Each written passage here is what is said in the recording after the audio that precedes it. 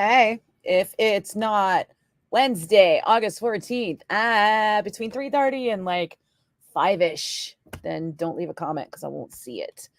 But if it is now, and this is still actually really live in your world, then absolutely leave a comment. Otherwise, I have no idea what to talk about.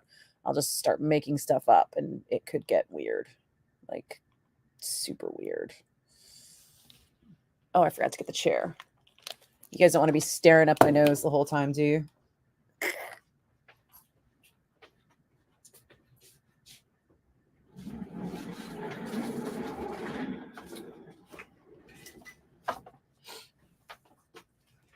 I usually stand up all day at work, but it doesn't look right. I'll have to get one of those little prop up stands for this. Then I can stand up again. But that's just a level of organization that I have not yet achieved in life. And, I'll let you know when it happens.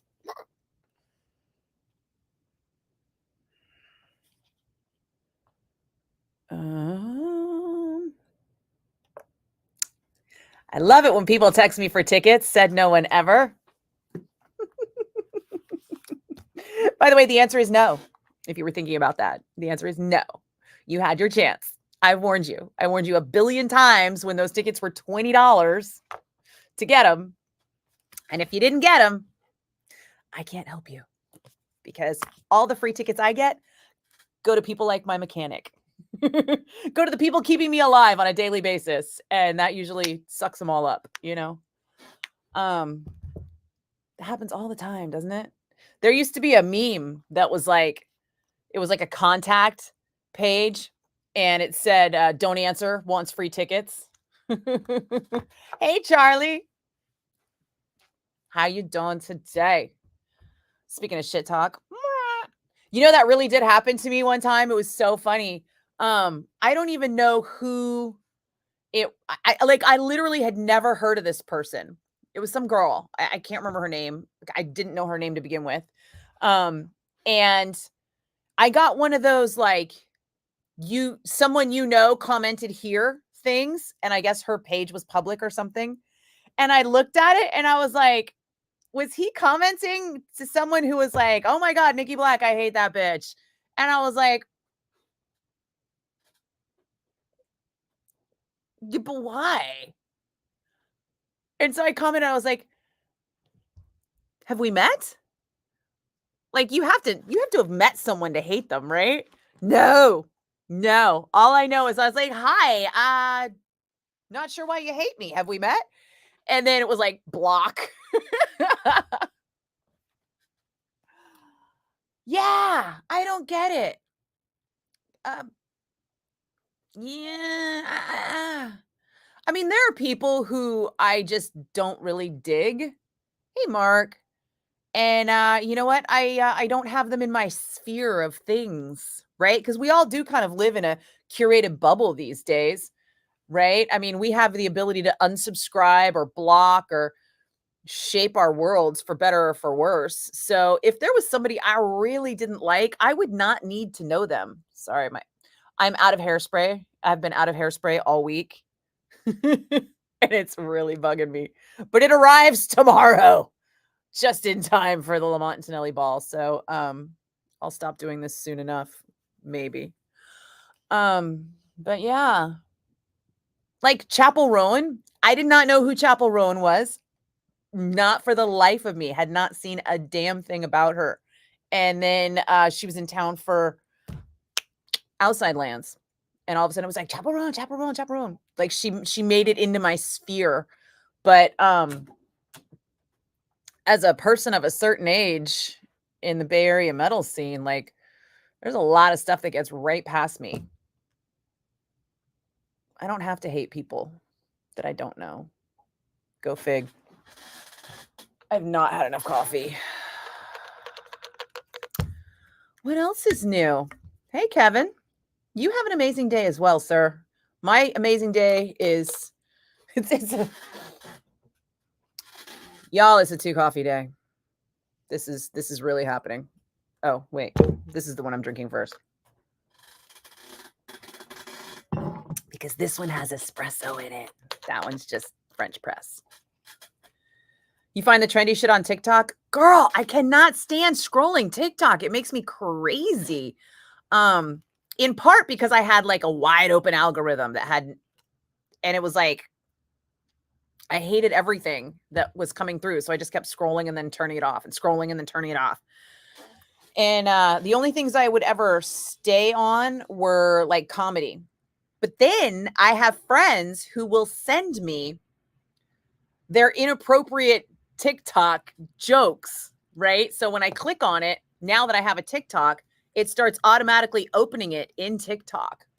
And so TikTok thinks that's my algorithm now because people have been sending me stuff. And a lot of it is not just inappropriate, but like race-based humor.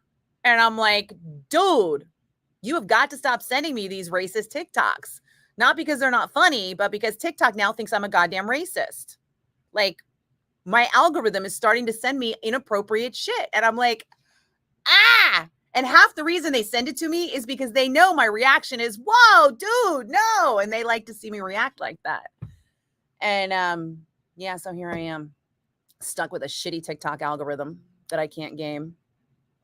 You doom scroll at work meetings. You know what? I can't even open my shit because I will automatically accidentally make loud noise come out of my phone and then be like, oh shit, sorry, I wasn't paying attention. And I get super busted. Hey, Eddie. Hey, Justine. Oh, it was fun last night, you know? Kevin, what do you mean you had, 2 Rockstar drinks? You know what? I don't drink those energy drinks. They'll fucking kill you. Coffee is where it's at. Proven health benefits. Hey, Dave. What's up in PA? I'll bet it's raining. Summer rain is such a weird thing. Only happens on the East Coast and the Midwest. We don't get that here. Your TikTok was all teenage girls. That's weird. TikTok was like, oh, she and a teenage boy have a thing that teenage girls like. She must like teenage girls. And then kind of inappropriate, right? Like, what if you were a man of a certain age and all of a sudden TikTok just started feeding you teenage girls and you're like, inappropriate. Somebody walks by and they look over your shoulder and they're like, ew. Yes, Red, coffee all the way. Coffee is the bomb. It's sorry, I was reminded of this American Horror Story line where she says like an Olympian's ejaculate. But she was actually talking about figs, but it still tracks for coffee in my brain. Speaking of inappropriate humor, sorry. Drinking coffee messes with your stomach, but rock stars don't. No joke. The whole reason I don't drink those energy drinks is because one time at band camp. Now, one time I went snowboarding and I didn't have breakfast and I was tired. And we had these like free energy drinks. I think they were Red Bulls. It was like a radio station thing. I was on the air at Rock 96.7 in Modesto, and we did like a ski bus up to like Bear Valley or something. And so I had to get there stupid early, which I can't do. Just as a human, I can't function that early. So basically, my husband at the time like shoveled me into the car, just all like, and we drove the like 2 hours to Modesto, and then they kind of like shoved me onto the bus, and then we drove another hour or two to Bear Valley or whatever it was. And then they were like, come on, wake up. And I was like, no, I'm still tired. So I drank a Red Bull and then I went up on the slopes and we had a good time. And then I had another one with lunch. We had like a sandwich thing. So I had like a Red Bull once. And then like 3-4 hours later, I had another one with a sandwich. And then I threw up everything. And then I was sick for like 24 hours. So I don't do those energy drinks. They fuck with my stomach. Gross, right? Foo Fighters, bucket list. Did you go to the Foo Fighters last night, Eddie? Did you have fun? Hey, Brett. Stefan. This is not the Punk Bunny coffee, actually. This is the Colati Brothers because this is an espresso. This is actually a latte. So I made a French press and a latte today because I knew I was going to need the extra punch in the face after last night. So the event last night, Justine, thanks for reminding me. It was super fun. I actually am glad I went because my friend Jason flaked on me at the last minute. And I was all, oh, and I'm tired and it's a busy week. And, you know, I could just go home, right? And the whole way I'm driving because it was deep in the Mission, you know, but it's the same way towards my house. Like, so I leave the radio station, I'm going up Battery and I'm headed toward the freeway. And it's like, which way am I going to go when I get to the freeway? Am I going to go home or am I going to go to the bar night at the Mission? And the whole way I was just like back and forth, just like I'm looking on Waze and I'm like, how many minutes to home? How many minutes to the Mission? How many minutes to home? How many minutes to the Mission? And I got all the way up to First and Harrison and I had to make the decision and it was going to take me like 12 minutes to get to the bar. And I was like, all right, fuck it. I'll go. Why not? Right? I should show up because I'm hosting their premiere tonight. And it's the same people whose screening I'm hosting tonight were putting on the bar night last night. And even though the bar night, it turned out it started at 6 and I thought it had started at 7. So even then I was leaving late because I didn't get done here until after 7. I was running late with everything. Shocker.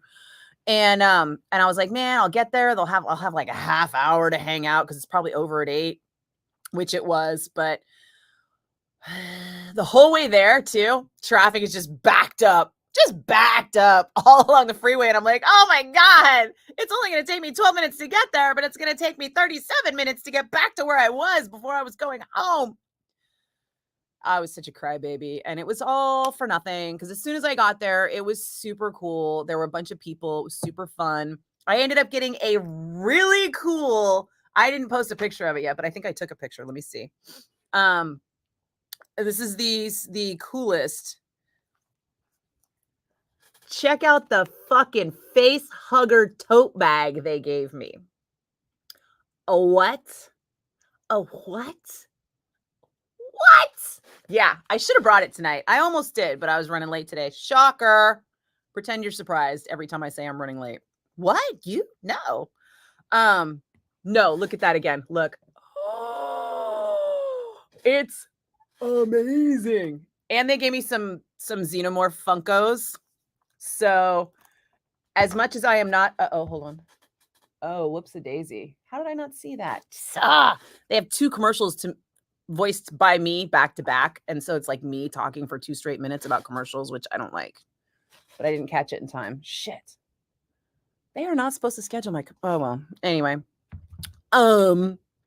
And she saved me a little plate of food. So I wasn't starving. So I got some like chicken skewers and awesome macarons and met some really great people. And then got my picture with the Xenomorph, which is up on the Instagram. And they had custom drinks. So the one I had was like Acid for Blood is what it was called. And it was basically like a mezcal juicy drink. And normally I'm like hit or miss with mezcal because I'm not into smoky drinks. Sometimes the smoky flavor, like even a smoky scotch, if it's too like Oban, too smoky. It's like drinking a campfire. But this one was good. It was like a nice, smooth mezcal. And it was green. And there's a picture of it on my Insta if you want to check it out. So yeah, super glad I went. And then today I have to book out as soon as I can to see Alien. So the screenings tonight and it's going to be amazing. Because Romulus looks like the best alien since Aliens, maybe Aliens Cubed. I don't know. But yeah.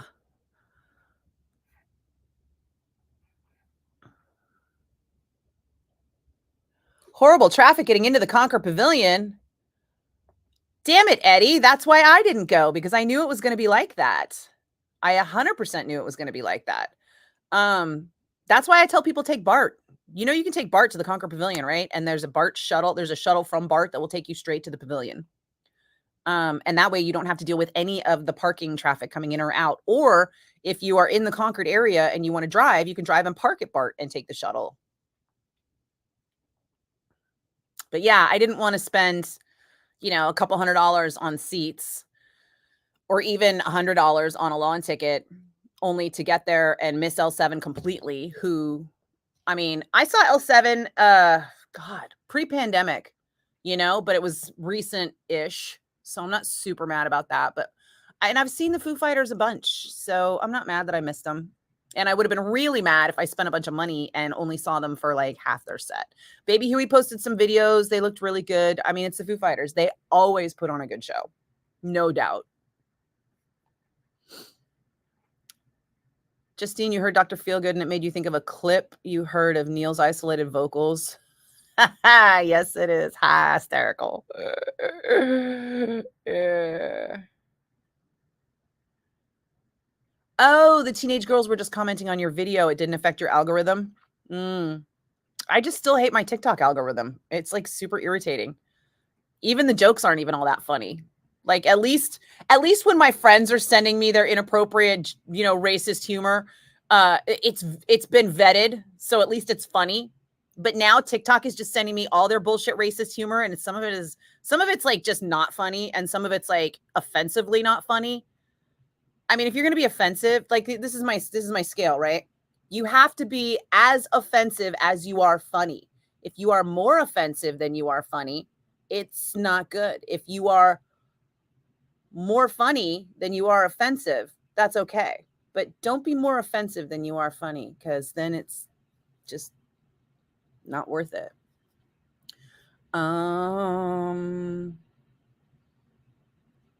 You know what, Stefan? That one might be Punk Bunny. I actually don't remember which one I grabbed today.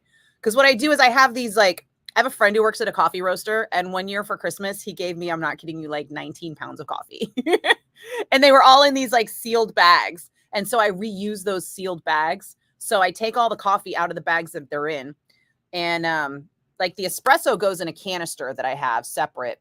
That's like an airtight, air sealed canister. And then the other ones go into those resealable bags. So I write on the bag which one it is, but the Punk Bunny and the Kaladi Brothers are both really good. So I don't really care which one I'm breaking out in the morning unless I decide I'm in the mood for something. So I can't remember which one this is. Somebody just called and like hung up, like they think I'm giving something away right now, and I'm not, because we already gave all his stuff away. Eric, what do you mean by sultrous? Pardon me while I gag on latte at the idea that somebody would call me a sultrous. There is nothing sultrousy about me. Olympian spunk is the new doping method. It's organic. Oh, here, we'll find out what they were calling for now, if it was the same person. Hi, it's the bone. Oh, hold on. How about now? Oh, no, they hung up. Okay.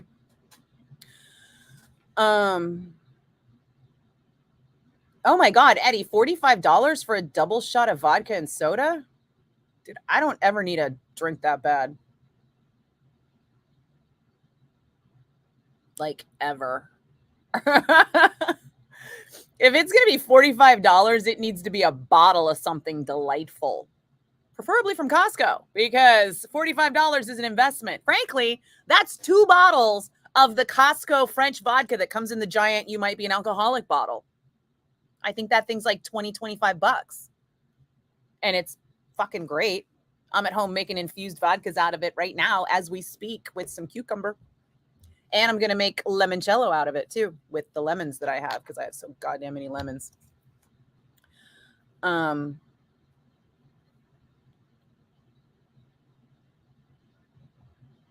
Double Crown and 7. Why do people? Oh my God, dude. Sorry, the phone line keeps lighting up and then hanging up and lighting up and hanging up. And it's like, what are you doing? Why would you ruin a Crown Royal with 7-Up?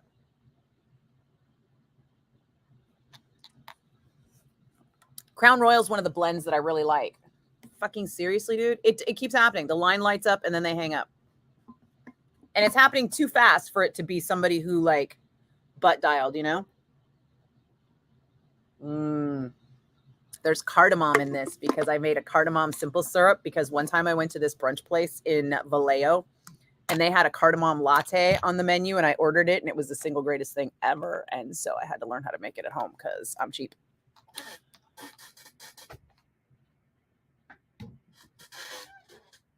Yeah, that's right. I'm chain smoking coffee today. You know what, PJ? Crown Royal's already a blend. You don't need to add anything to it. It's great. Just a little bit of ice.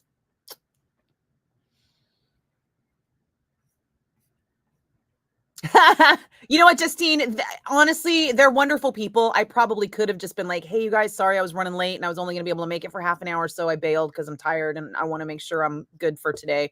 They would have been cool with it. But I'm glad I went because I met some really great people and had some really great conversations. And it was fun. It was fun. And I didn't even get home that late. You know, I still was home by like 10:30. Oh my God, dude. Again with the phone line. See, and then you know what happens? Motherfuckers are like, oh my God, you answered the phone. And I'm like, motherfucker, I answer the phone all the time. They're like, no, I call all the time and nobody ever answers. And I'm just like, shut the fuck up. I answer the phone. Oh, where were we? Do I have certain songs that I have to play on my show like a list? Yes. Hey, Miguel Angel. Miguel Angel. Yes. The man. Thank you for doing that. I appreciate that because see, now I'm remembering. I got alcohol at home is why I don't hang out at bars. Right? Dude. And you know what? Here's the thing, Charlie. I worked in dive bars. You know, like if I go to a bar, it feels like work. It feels like I'm paying someone for me to work. And I never am happy unless somebody is making a craft cocktail that I can't make at home, which is rare indeed. This motherfucker right here. Again. Now he's just doing it on purpose, right? You think? You think he's like fucking with me? Yeah, there's no text. So whoever it is isn't trying to get through on it. Seriously, it just happened again. I'm gonna punch a motherfucker out. It's not you, PJ, you're sure? I know. I wonder if I could redial. I don't think we have star 69 here in the studio because of the fact that we have all the different phone lines. I don't know how that works. Cardamom syrup sounds good. It is. It's delightful. No, Justine, I don't think I can do a callback. I wish. Otherwise, I'd call right back and be like, dude, stop it. I'm already ready to answer the phone and be like, what? Hey, Lori, how you doing? Blackberry Crown is dangerously good. Sounds too sugary to me. I don't know. Might be good. The jury is out. Apple Crown is pretty good. Caramel Crown is too sweet. Can I start 16? Yeah, I wish I could, but I don't think I can on account of the switchboard. Hey, Lance. What? We have 2 people from Pennsylvania in today? Where's is it raining? Because the last time someone checked in from PA, I asked if it was raining and he did not answer me. Who was it who else was here from PA? Remind me. Aha, Dave. Dave Dressler's in here from PA. Lance, do you know Dave Dressler? It's a small state, right? Kidding. PJ, now you're going to call me because you're finally trucking home and you can't type and drive. Just make it home safely, PJ. It's fine. You don't need to call because I'm not giving anything away until like the 4:00 hour when I have Good Guys tickets. Hi, this is the Bone. We've been trying to reach you about your extended incessant phone calls. Yeah, for real. The Crow movie was good, Lori. You know, it's what do you mean you never got the passes? I don't think you had to get passes. You just had to RSVP and then show up. It was a list. If you click the link went to like a form that you filled out, and then it put your name on the list, and it asked you how many you wanted, 1 or 2, and then you just showed up. That's a bummer because everybody got in. We had just enough people to fill almost all the seats. I think we had like 1 or 2 seats open, and that was it. So you definitely could have gotten in. I'm sorry. It was good. I'm really surprised it was good. I mean, I was nervous about it. 4:00. Yep, we're good. Sunny and 85. Oh, I called it wrong, man. I totes thought it was raining in the East Coast because that's what the East Coast does in the summertime. Thank you, Sherry. I'm economical and creative. Sort of. Where in Vallejo? I want to say it's on Georgia Street. Not quite downtown. Let me see. I'll bet you I could give you the name. Let me try the Googles. I just need something to jog my memory. Vallejo brunch.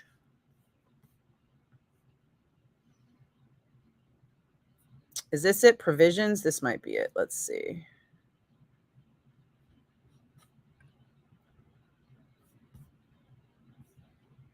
Yep, this is it. Provisions in Vallejo. I have dined there outdoors and indoors, and it is delightful. Food is good, but the hard part about that place is that their brunch menu stops at 11. And as we all know, this bitch don't get up early. So it is really hard for me to get there in time to get the brunch menu, which is the best one. Lunch is good, but the brunch menu is the bomb. And of course, the cardamom latte they serve all day. So I get that every time I go. But yeah, I've been there a few times and it's always been really good. Dave's not here. Sorry, Lance. I think Dave checked out and didn't tell us. Well, welcome. Maybe there's a limit. Maybe Facebook was like, listen, only one guy from Pennsylvania at a time allowed in this chat. Because maybe that PA accent is like bugging them. Whew, man, that PA accent is strong. When I was on tour with Jackson Brown, the other road manager was from Pennsylvania, and he had like that deep, I don't think it's a Philly accent or a Pittsburgh accent. I don't know. But all I know is that when we were in Philly, everyone talked like him. And everywhere I went, I thought I was hearing him, but it wasn't. It was like every other like dude around his age in the building that sounded exactly like him. You were hoping for one last chance to be caller 9+1. Aw, Sherry, I'm sorry. Yeah, no, we have this corporate thing where we have to have every single person who wins sign a digital release to accept the tickets. And because that takes a minute, because we have to have somebody send that email, the person has to receive the email, click the digital release, and then send it back. We try to cut off all of our giveaways like in advance. It's a whole fucking thing. I can't. None of us wants to deal with it, but we have to. Oh yeah, I'm sorry, Lori. Would have been nice to have you there. I mean, I think that they did a good job with the movie. I think that seeing Bill Skarsgård in the shower with tattoos was worth the price of admission. But also, he's a fantastic actor, and he really, really does an amazing job in this movie. I think it's all going to depend on your trauma level with the original, whether or not you can enjoy this one, because it is good. It has flaws. It's not perfect. It's not without flaws in like continuity, storyline kind of thing. You know, there were a couple of times where I was like, wait a minute. How did dude just show up with all this knowledge and exposition of things that haven't transpired between people? But, you know, that's just me being me. For the most part, it's a comic book based horror film. Great kills. Whereas the other one was more of like an emo drama. This one's more of like a horror style. Still, I dug it. You know how like the new Evil Dead installment is like a basic horror movie and doesn't have a lot of Evil Dead in it? Take that back. It's got nothing to do with that. That's a connection in my head that's not going to be made here publicly or make sense. I take it all back. Oh yeah, we did 420 Floyd. I just want to make sure we're still running on time. 8, 9, 10, 11. Yes. And good. No back-to-back commercials. Okay, good. We are on time. Yes. Isn't it great that I'm late with every single thing in my life entirely except when these commercials happen on air? I am hyper vigilant about that shit. Jacob, you are ready to drop your Crow review. You kind of wish Eric and Shelly made a baby.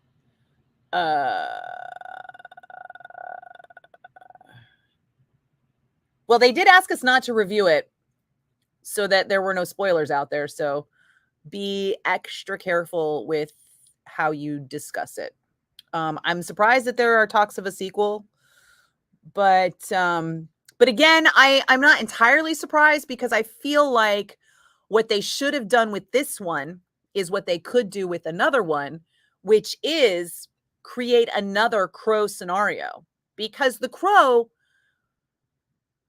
the Crow book is not about the couple as much as it's about the Crow, right? The Crow is the catalyst for these individual vignette stories, which is what they made the movie out of. They just made the movie out of one vignette story, if I'm correct in what I've been told about the book. I don't know. Oh, Charlie, it's distinct, right? The Philly accent, it's like, it's not a Boston, it's not a New York, it's a fucking Philly, and it's deep. But it's similar. It's similar to like if Boston and New York had a baby that rebelled against its parents and lived in Brooklyn. I don't know. It's an accent that like my ear doesn't like it. I like the people. I love the people who have it. My road managing partner was a great, wonderful, wonderful man. A sweetheart. But God, that accent, dude. That's like that. It's like that scene in Ted when Ted is like, "Oh yeah, you ever been with a Southie girl?" And he does like the Southie girl accent, but in like a porn dialogue, and I'm all, "Oh God, no." Have I ever eaten at Bab's Delta Diner? You goddamn right I have. If you go to Bab's Delta Diner, get me the corned beef hash because that is my favorite thing at Bab's. Yeah, come on, dude. I grew up in Fairfield. Of course I've been to Bab's. I've been to everything in Fairfield that's been there for like more than 30 years. Has Bab's been there 30 years now? Ish. It's definitely been there 20, 25. Make that money. Wait, Eric, what are you talking about? How did I accidentally make money while I was talking about Bab's Delta Diner? I don't know what that meant. Hey, Carlos. If you are doing a wonderful job. Thank you. I can't quite tell exactly what that means. The Crow is kind of like Spawn could be anyone. Okay. Or like Venom, right? Venom was similar.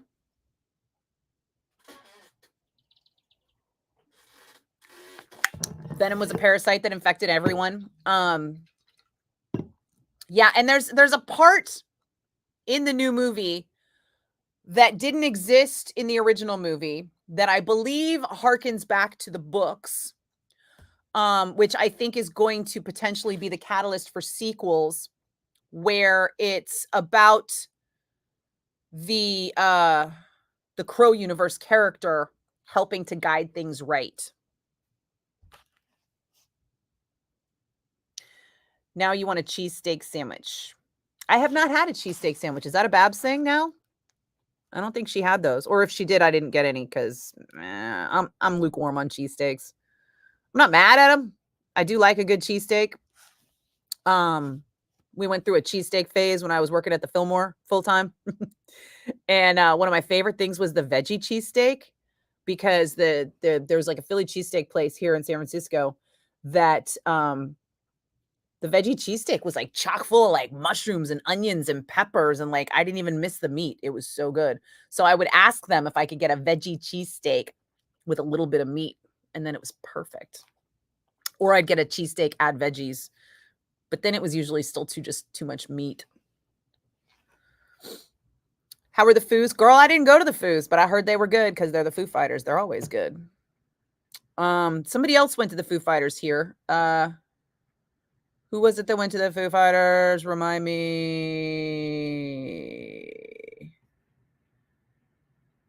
It was it that long ago? Eddie Medina on the list here. He went to Foo Fighters. Thanks, Sherry. You could scroll faster than I could.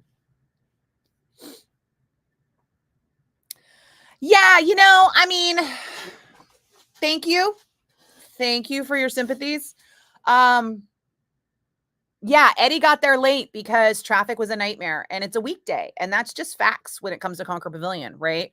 And it's always been that way. Let's not pretend it hasn't. I remember when we did I don't even think it was a Bone Bash. It was like Def Leppard, Foreigner, and someone else at Concord Pavilion, and I had like a live broadcast. We did in fact I did afternoons, so this must have been like 2006 or 7 or 8 or 9 or 10 or 11, because I was bumped to nights in 2011. Lots of trauma around that. Don't want to talk about it. But at some point I was doing afternoons and I was broadcasting live from Concord Pavilion, and I did an interview topside and I did interviews backstage, and I did the whole broadcast mostly from backstage. We just went topside to do the interview, I think because that's where they were doing the meet and greet. At any rate, it turned out that I got the first interview. Oh, it must have been 2007, because I got the first interview with Jason Bonham right after they announced the Led Zeppelin O2 Arena shows with Jason on drums. And Jason wasn't allowed to talk about it at all up until like the announce. And the announce happened like that week or something. And I was just the first person that talked to him. So he and I had this whole interview live on the air, because you could do stuff like that back then.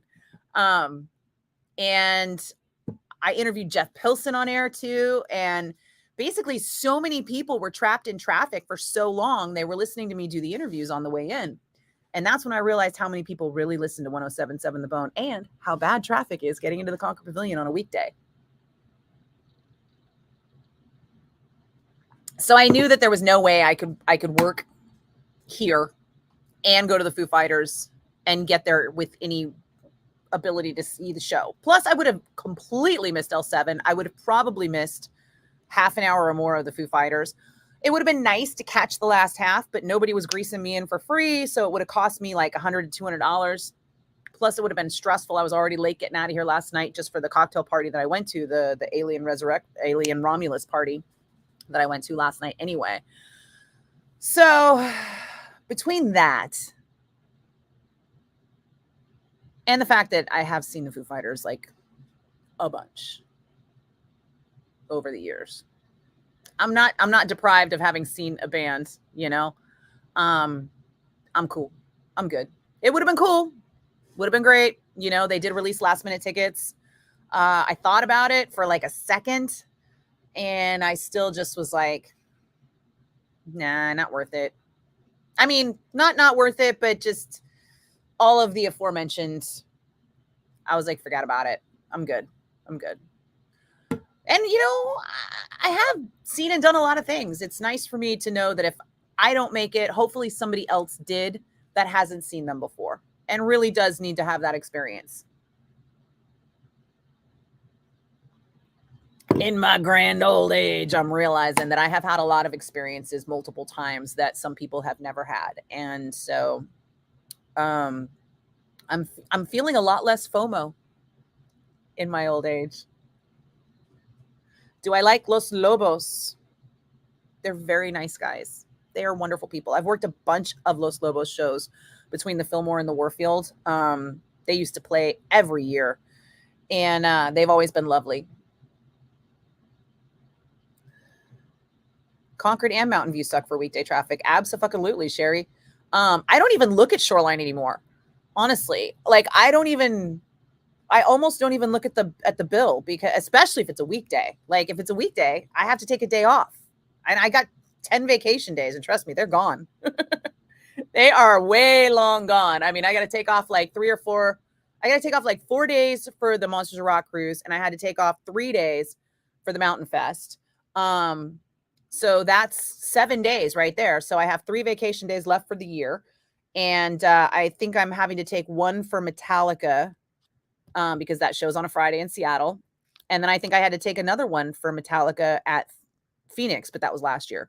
I don't know what I'm doing with the other ones, the other 2, or if I took one at the beginning of the year to have like a 4-day weekend for to go to San Diego. And yeah, I was going to take one for Comic-Con, and then I ended up not using the vacation day for Comic-Con. So I might have one vacation day left. Or I may have used it and I've forgotten. But at any rate, no vacation days left to be doing Concord on a weekday. Corey Feldman has a band. Oh, dude, let me tell you about Corey Feldman's band if I haven't already. Holy shit.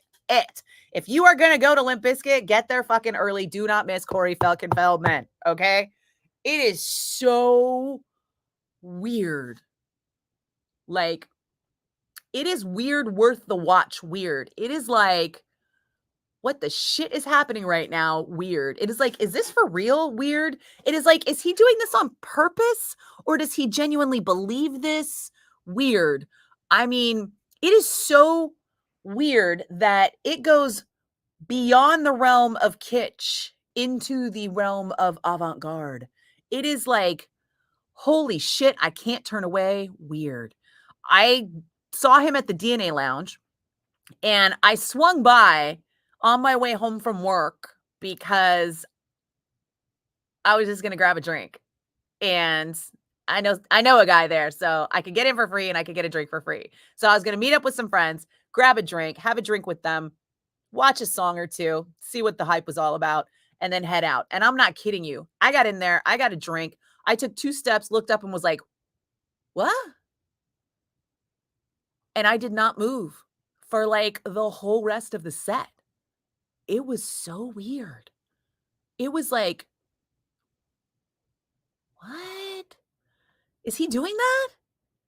Wait, is this what's happening right now? What?" Yeah, no. It was you got to just go just to experience it, honestly. Like, I wouldn't buy the ticket for Limp Bizkit just to see Corey Feldman. I'm just saying, if you were planning to go to that, get there fucking early to see Corey Feldman, because I can't describe it. It is indescribable. I mean, I don't know if his show opening for Limp Bizkit is the same as the show he did at the DNA Lounge, but the what the fuck factor is definitely worth the price of the ticket. If you get a chance to see him do a headlining show at a club somewhere, do it. Just do it. Just do it for the experience of like, you're going to make this face the whole time. That's Corey Feldman in a nutshell.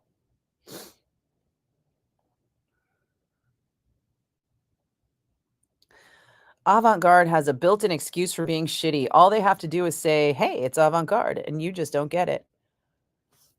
But Red, you don't know. I can't tell. Is it kitsch? Is it avant-garde? Is it intentional? Is it unintentional? Is it someone who genuinely thinks this is what it's supposed to be? Or is it kind of a parody of itself? I mean, it's an existential experience, in my opinion. Justine, you saw an episode of Tyler the Medium and he read Corey, and you have a new respect for him. He's sweet. And what we see, I swear, is all an act. Hello, he's an actor. Okay. I don't know. I don't know. I can't tell. And I know that I have heard from reliable sources that he is really big on choreography. Choreography, just kidding. And I think that he does put a huge amount of planning and preparation into what he's doing, but I don't know why. I don't know what his motivation is. I don't know what he's intending this product to be. Does he intend this product to be a parody of itself and a giant fucking shit show of holy shit, what is happening right now? Because if so, he's a genius. Because I couldn't look away.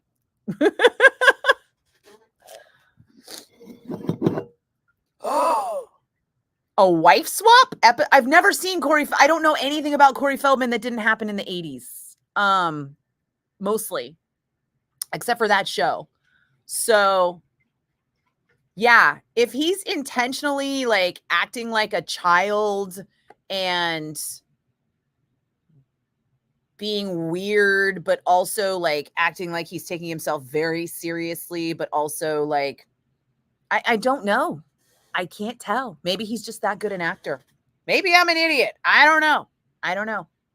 But I did not see his wife swap episode of, does he have a TV show? Is that where that would be? I don't watch any reality TV. So if it happened on a reality show, I got no fucking idea. I almost only watch stuff that I have either streamed or DVR'd. So I don't get a lot of outside TV exposure.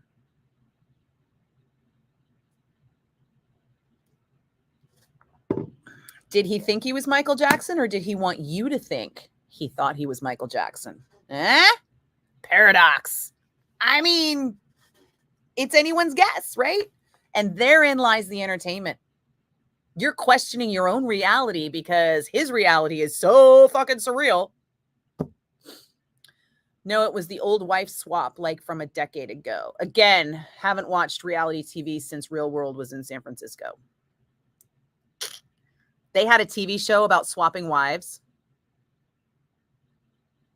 That sounds problematic. How'd it go over?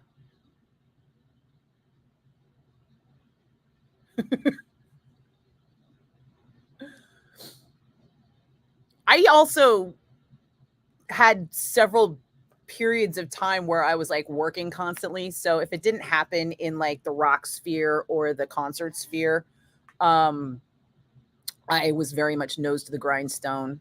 I may have entirely missed it. Ooh, arm stretch time.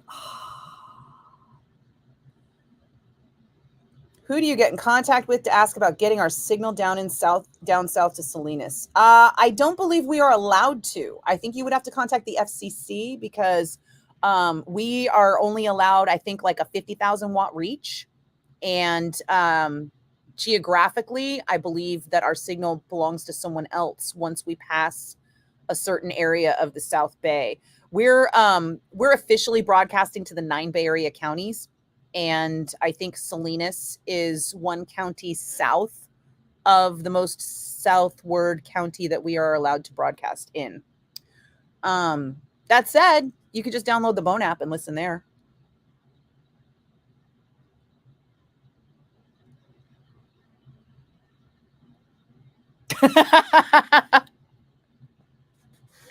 I don't know if you meant to say it that way, Red, but it was hilarious because I don't watch reality either.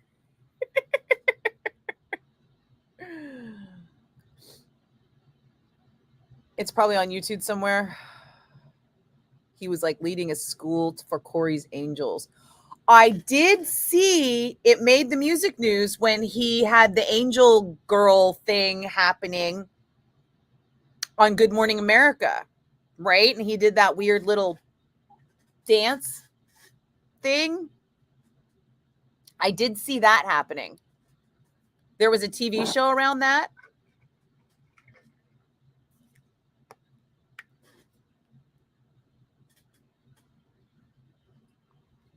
I wish I had time to watch things on YouTube, but if I did, I would have to like not do this now. Somebody was like, hey, you should watch this 10-minute YouTube video. It's totally talking about what you were talking about. And I was like, brah, I don't have time for 10 minutes right now. I'm sorry. I'm like literally hanging up on people because I'm like, hey, I got to go. I don't have time for this. Oh, whoop. Now what? Oh,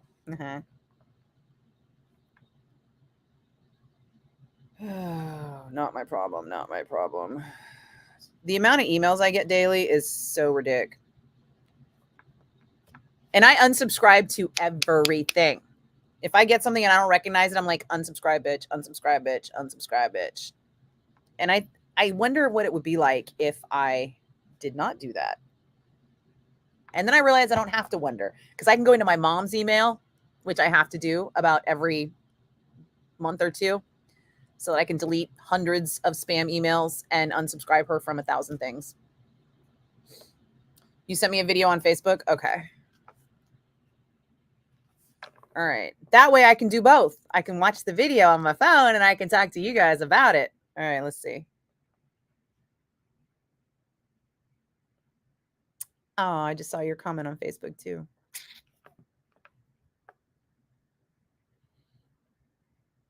Okay.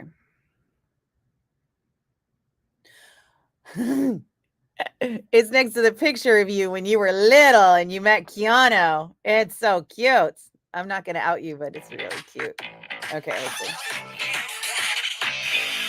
This lifestyle is not for the closed-minded or faint of heart. I strive every day to do God's will. Yay! That would explain the angels. On Celeb Wife Swap, Tommy Davidson's fiance didn't have any idea what she was getting into when she walked into Corey Feldman's house, where Corey is apparently running some kind of weird angel cult. Rule number 1, we will put them on the angel diet. That means no meat of any kind. I'm a fruitarian, which means that I only eat fruit. Number 2, that's exercise. not what a fruitarian is, girl. I like watching you guys hop. I know what you're thinking. If this is Wife Swap and Corey's girlfriend is with Tommy Davidson, then who are these other girls? Well, it's probably best if I let them explain. We're all girlfriends. You like girl and friend. Courtney is his girlfriend, like real girlfriend. That's his angel girlfriend. Okay, angel girlfriend. Yes, and we're just the supporters. And as supporters, they have a very important role in the house. Are we drinking?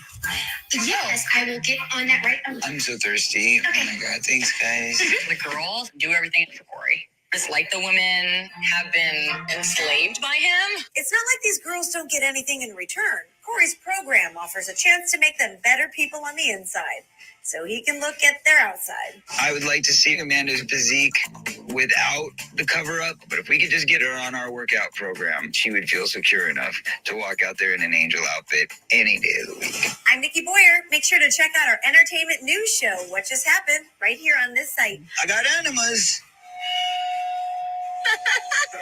He's so silly.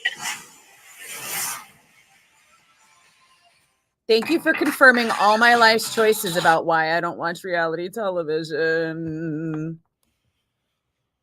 Wow. All of that was like, I need a shower level terrible. And what just happened is exactly what you will be asking yourself if you see Corey Feldman in concert. What just happened? What was that? Is he real? Yes, Carlos, I have been to the Uptown Theater in Napa. I saw Weird Al Yankovic there. I saw, oh fuck, who was it? Like Harry Connick? Was it Harry Connick? No, it couldn't have been Harry Connick Jr. Who was it? Was it Michael Bublé? It was somebody that I worked a VIP thing for. And honestly, I don't even remember watching the show. What I mostly remember, hold on a second.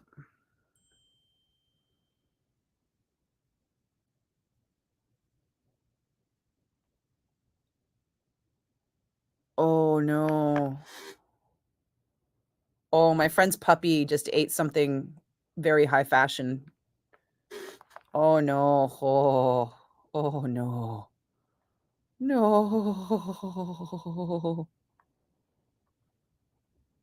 Oh. Is it shorts now?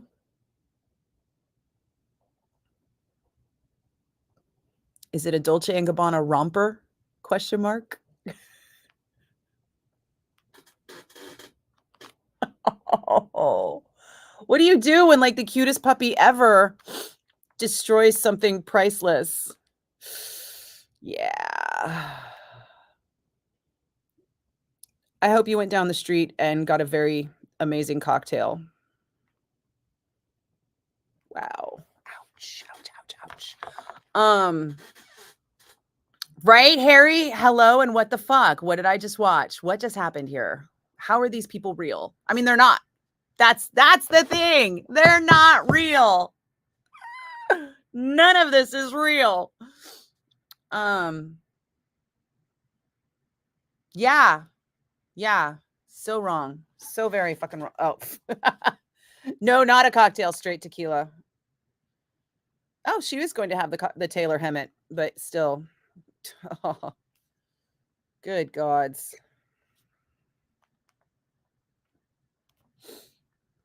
I'm with you in spirit.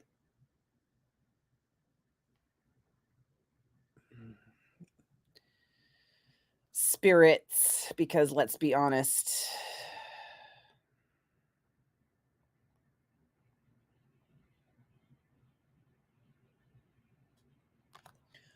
Holy crackers. Yeah. Affirming all my life's decisions to not be that person. And it's funny because at one point I wanted to do a TV show that we called Legendary Venues, where we highlighted different concert venues, you know, like the 930 Club or the Fillmore, stuff like that. And had like interviews with the employees that worked there and the bands that had played there, you know, just pick like a random smattering of people and do like a tour and tell a couple stories and stuff. I thought that would be super cool and fun. And it got shopped for a while. I did like a sizzle reel and, you know, it got shopped to a couple different production companies, but you know how things go. But if that had been picked up and I had ended up in LA with people pitching shit like that to me, oh, I think I would have had a much bigger midlife crisis.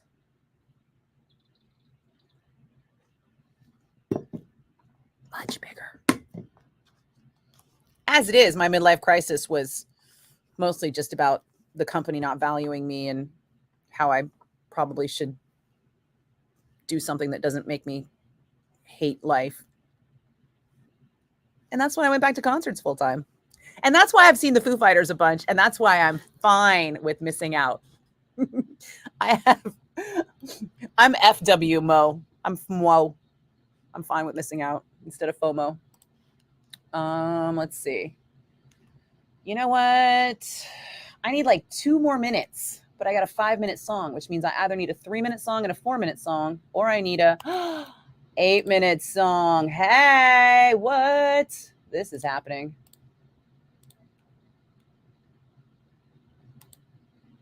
Sorry, it's rare that there's an 8-minute song just sitting there waiting for me when I need like 7 minutes. That's perfect. Okay. I'm going to get this commercial out of the way too while we are on a break. Are we on a break?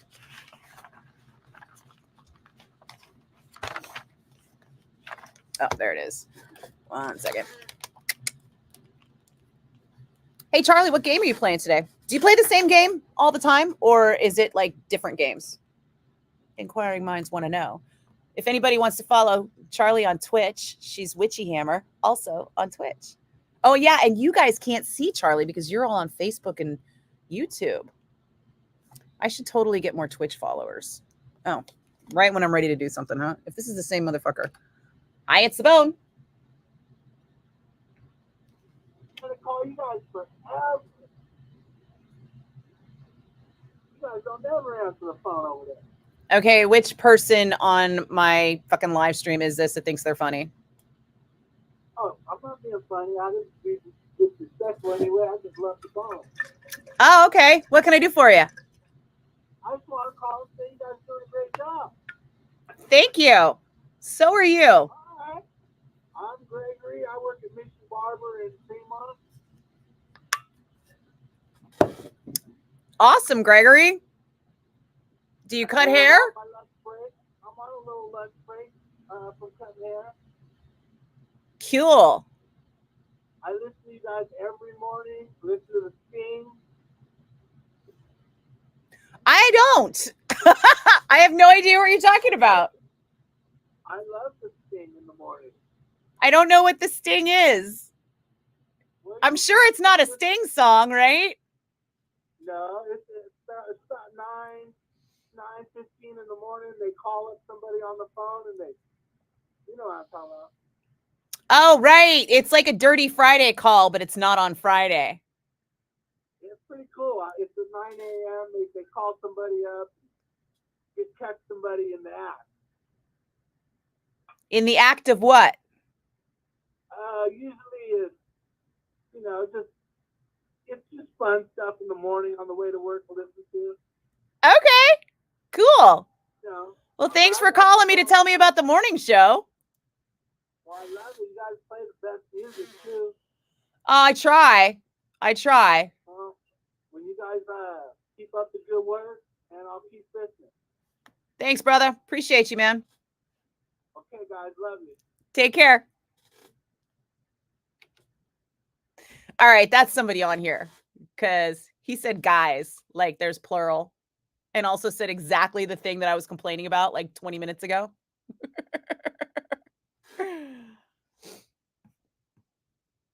Baldur's Gate 3. Was that Baldur who was like naked and pulling like weird things out of his ass? Okay, I got to get this commercial in before it gets too close. Hold on. BRB.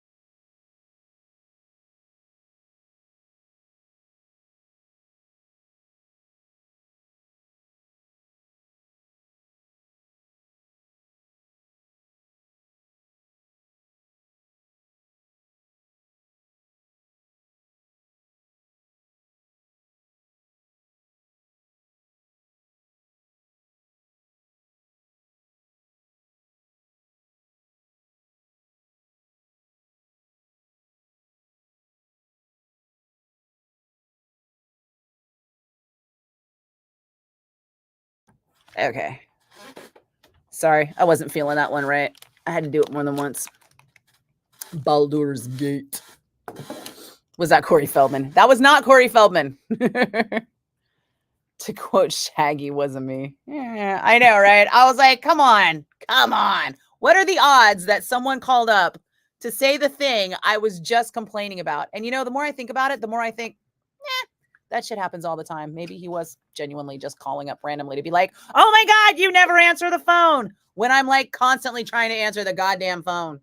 Oh, I'm also going to be like in rare form because I'm about to finish this second cup of coffee.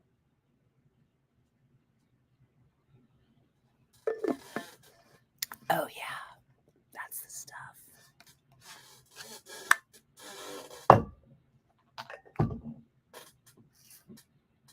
I should probably eat something, but I had a big breakfast. Where's PJ? I had the pokey salad.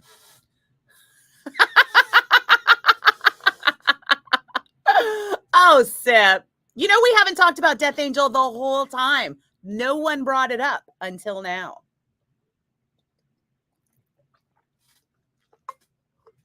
I mean,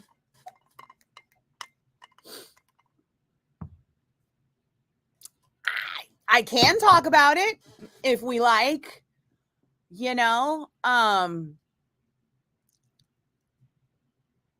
I think there's a lot of scuttlebutt out there. I think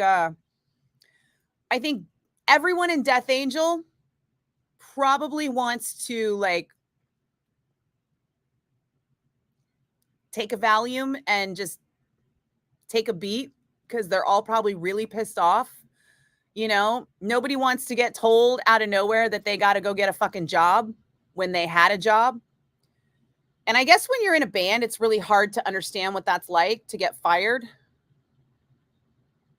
But I guess that's the same thing that happens when you have to like give up a tour. It's like getting fired from a job and you just have to go get another job. I don't know. I guess the hard part is that they can't get the job doing the same job they were doing because presumably, according to Will Carroll, everybody knows why they had to pull out of that tour, which means presumptively Mark Ozzageda is going to be out with the Kerry King Band on a tour that hasn't been announced yet. And if that's the case, Death Angel can't go out and do the job as Death Angel without Mark, unless they can get another singer who can sing like Mark. I mean, those are the two choices, right? Get another singer who sings like Mark or get a fucking day job. And none of those motherfuckers wants a day job, right? I wouldn't, although I have.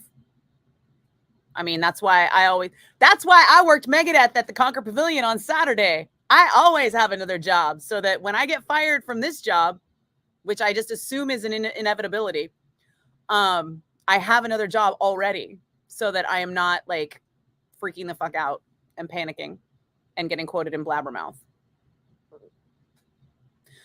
But that's just me. I have, if I were the person who suddenly had like my livelihood ripped out from under me because of someone else's success, I would be fucking out of my mind right now. I'd be screaming. I would probably be posting it. I don't know.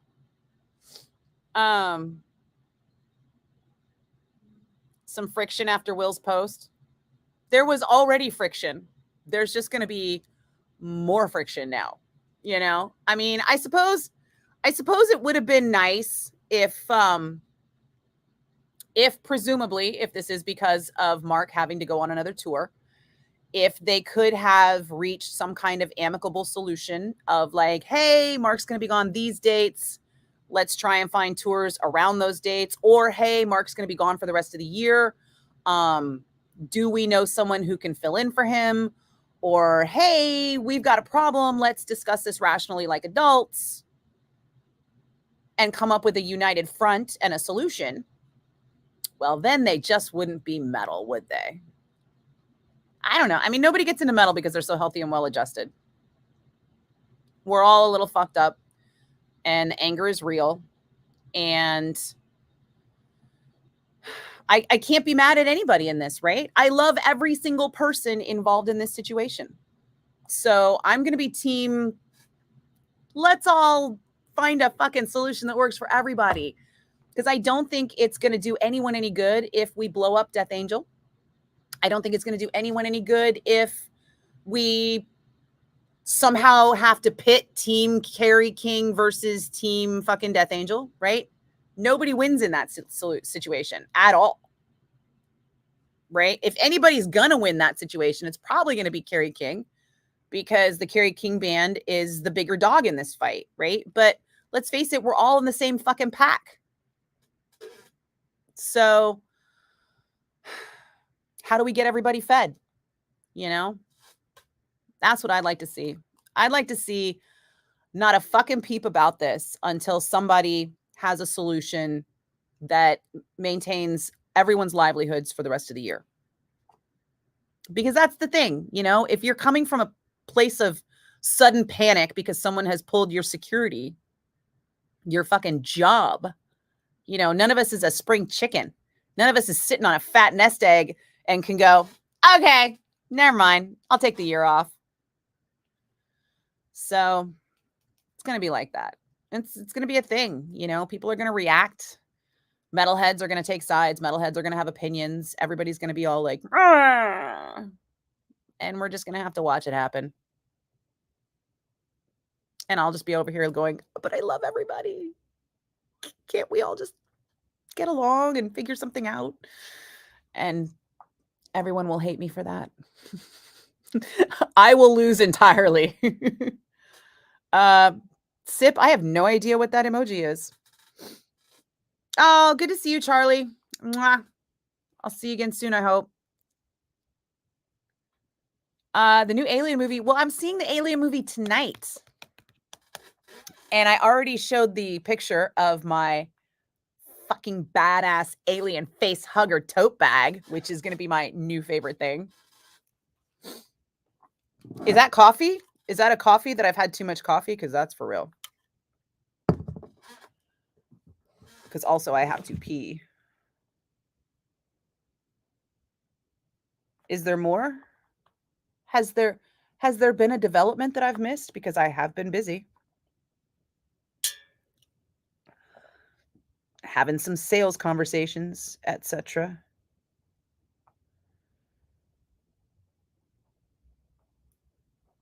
Do I need to look at Blabbermouth again? Sherry, if they were able to get a singer, they could play all the songs with no repercussions. Well, partly, right? Because everybody's gonna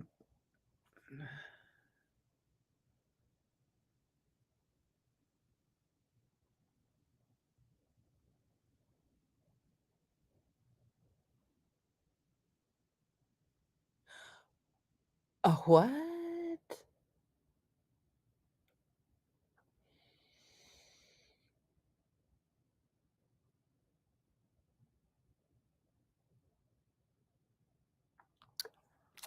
I'm reading something that I don't think I can repeat, but that should say it all. Well, nobody's going to be getting along anytime soon. As much as I want everyone to get along, it is not happening. 1 second. Woo, Lort. Okay. Well, like I said, in a perfect world, we'd all be way more well-adjusted than we are. And we'd be looking for solutions right now. And nobody's looking for solutions. Everybody's reacting to the news. And I'm just going to have to sit here and watch it burn. Kind of a bummer.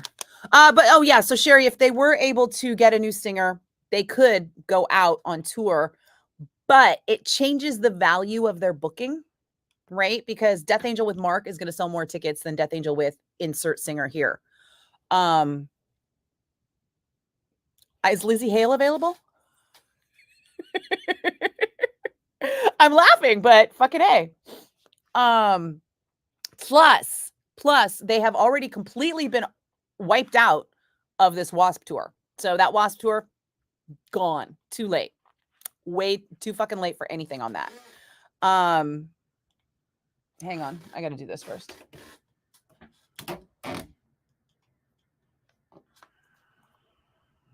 Where was that thing I read today about Green Day?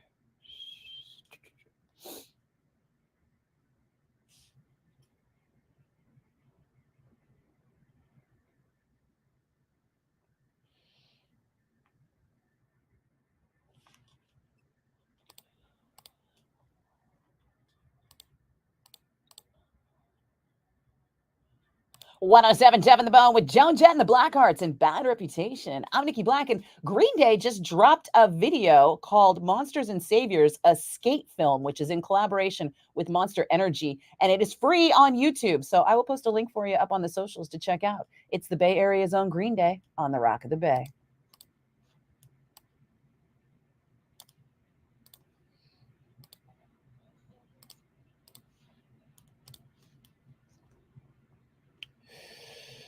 Okay, that is on time. That is not on time. What? Hold the phone on this one. 1 second.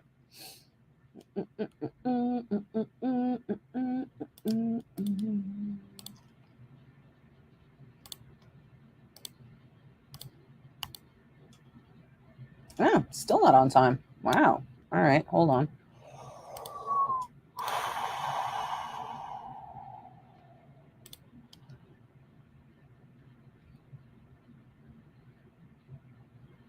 Let's put that. Yeah, okay. There we go. That's on time. Dun, dun, dun. Does this make sense? Nah, let's go here.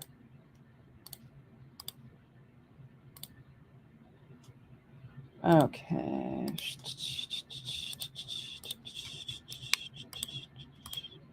Sorry, folks. You know how much I appreciate timing. Hi, Daniel. Ordinarily, I would have said I can't imagine this jeopardizing the Death Angel Christmas shows. However, this thing is a fire. There's just a fire happening. It's just a fire blazing through the Death Angel camp right now. And the question is, how much gasoline is going to get poured on it?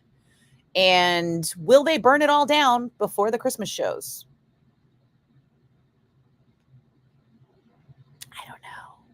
I don't know.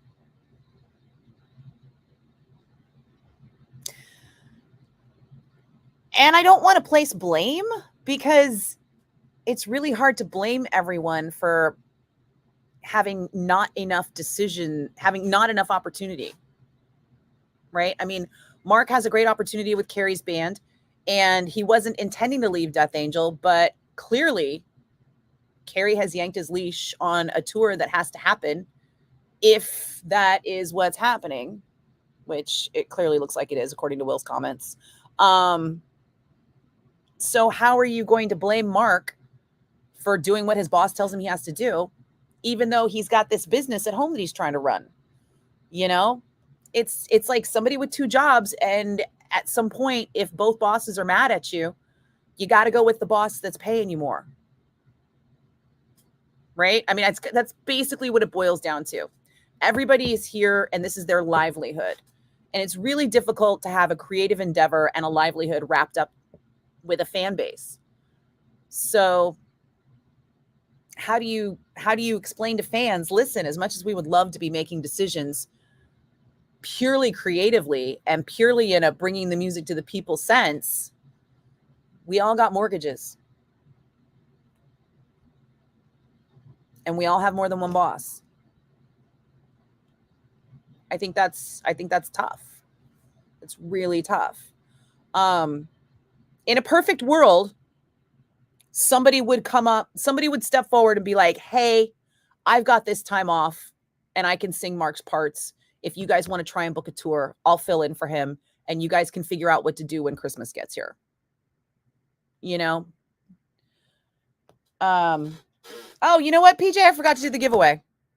We'll do it now or later or in a minute. Let's see. What time is it?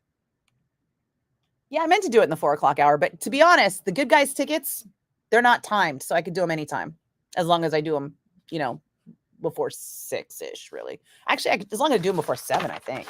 Let me double check on that before I get all like, 6. I got to do them before 6. So here, we'll do this. I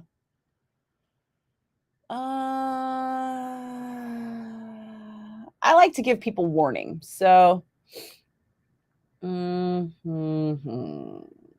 wow, that's running early too. Okay, hold on. I need to move some shit around. I was in the middle of moving shit around when I got sidetracked because Death Angel drama. Thanks, Sip.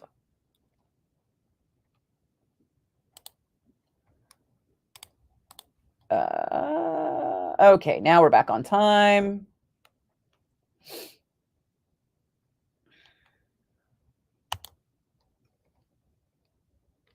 All right, let's see. So it's 8 minutes there.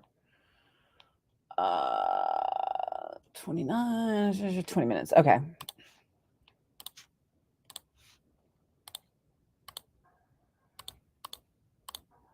"1077 The Bone and Bush with Glycerin." I'm Nikki Blakk, and in just about 20 minutes, I will be giving away a pair of tickets to the Good Guys 37th West Coast Nationals, happening August 23rd through 25th at the Alameda County Fairgrounds in Pleasanton. So stick around for like, I don't know, 20 minutes. Then I'll be giving away these tickets. You might win them. Oh, I know it's better than that. Ugh, God, the end of this song is fucking terrible. I would cut it off.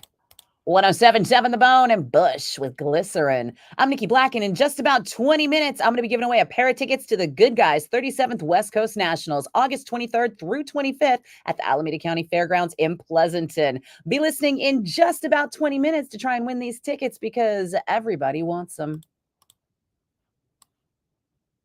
Because get it? I'm playing Everybody Wants You. Billy Squire. Yeah, all right. I'm not above a pun once in a while, as long as it's subtle or really fucking funny. Subtle puns for the win, though, really. All right, here comes the cue to call, so I'm gonna mute that. Where were we at? Speaking of Green Day, you leave for Minnesota Friday. Are you seeing Green Day in Minnesota? Cool. Hey, Daniel, what's happening? Did I say hi earlier? Because I'm sorry if I didn't. Thanks for making the following of metal and rock fun. You don't feel like somebody is pissing on you. That's it's a low bar, Jacob. That's a low bar. You should always not feel like someone is pissing on you. That should be a baseline, at least. Red, you feel bad for everyone, but Mark is in his 50s. It's hard to get a payday in metal. He had to take this chance. Yeah. Absolutely. Also, he wanted to. Like, that's the thing that people forget, right? Like, it's not that Mark doesn't love Death Angel. It's that he also wanted to do this. And as a creative person, how do you tell him no? How do you say, you got to work the day job, buddy? Especially when the new one is paying more than the old one. And then what I think is going to happen is I feel like the Death Angel camp is going to be like, fuck Asakeda, fuck him. We're going on without him. And I think if they blow up Death Angel over this, it's going to be the harder road for everyone all around. It's just what I suspect. I don't know. Maybe they'll start a whole new thing and strike it big. But I got to be honest. I mean, the Kerry King Band is not exactly headlining arenas as a solo project, you know, and Slayer was a much bigger band than Death Angel is. So if Death Angel goes on in a new band without Mark, how hard is that going to be to reestablish themselves? They'd be starting at the fucking basement of like, these are the guys that used to be Death Angel, you know. Ask Alter Bridge, you know, how hard it is to be Alter Bridge when you used to be Creed, right? You know, Creed was selling out arenas and Alter Bridge was playing clubs. So Death Angel was headlining clubs. What are they going to be doing? They're going to be opening for bands at the club level. They're basically going to van tour without being Death Angel. So I think that the choices that are in front of them right now are like, get somebody to substitute for Mark, like Exodus does with Gary, or find a way to take the year off, or find a way to work with Mark's availability to play shows that you know you can book. To be fair, they're going to say, well, fuck you. We had a booking around Mark's availability and Mark's availability changed and now we're fucked. So what if we book and then we have to cancel again? And I can totally see that as a reasonable position. But I also think it's the best position. I mean, I think it's the best course of action in the long term. In the long term, I think blowing up Death Angel doesn't make sense. In the short term, I could see where it would look like it makes sense. Especially if I were on the inside and somebody had just ripped away my livelihood. I would be wanting to strike back as well and blowing shit up. But we'll see. We'll see. I mean, my heart's going out to everybody in this situation right now because it is tough all around.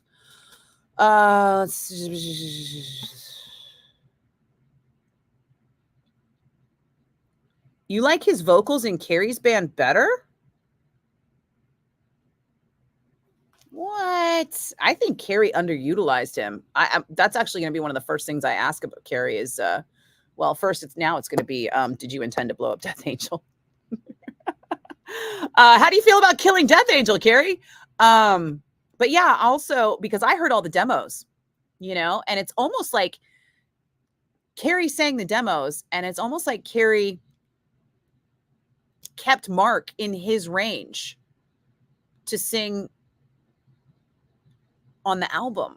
Like, I feel like Mark could have done a lot more on that album than he did, but Carrie made all those decisions. So I definitely want to ask him about that. Peter Dolving. I don't know. I mean, compared to Mark,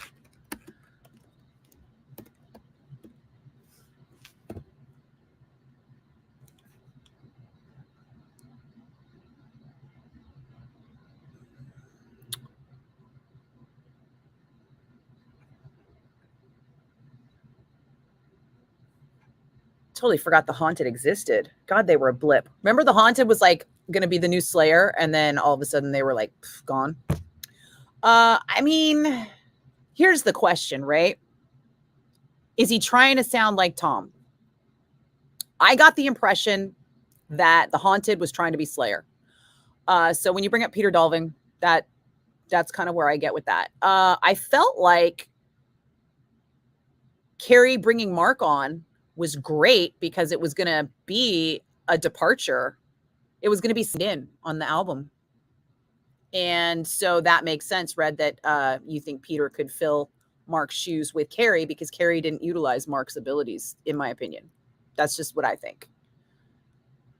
So I'm not pissed about it, but I do disagree with you because I think that there's so much more Carrie could have done with Mark on this record. You got a bug zapper from hell treatment, shockwave therapy, truck drivers park.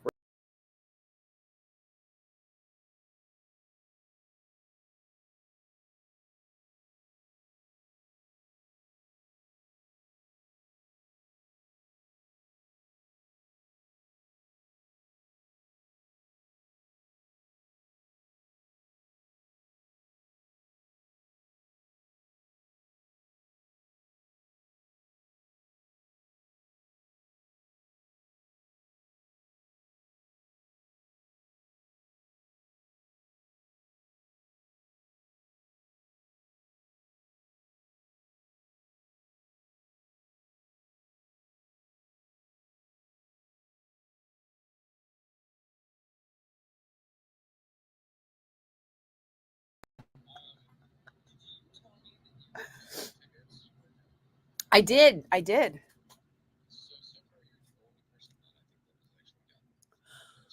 Really? I got them in one of those, like email transfers or something. I think the phone knocked it off.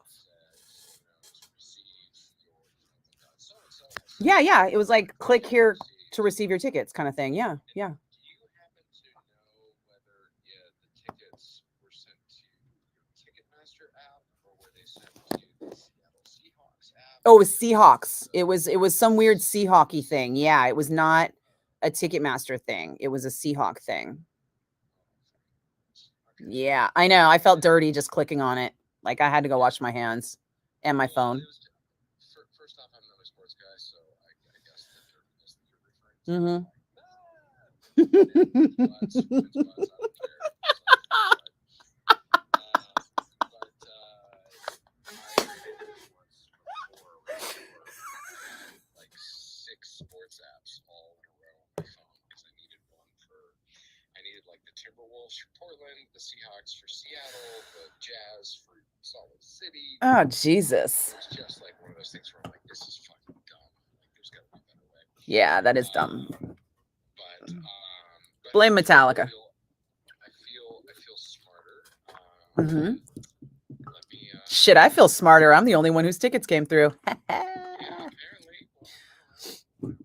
Is the interview still a no-go, or is it like a maybe sliver of hope, little teeny tiny flame? It's a no-go. Oh, okay. It's looking like the band's fucking just crispy as shit. Yeah, fair enough. From Europe and everything, and so the reason that I had brought it up even as a potential possibility is that in 2023 they were still rehearsing before their shows. We,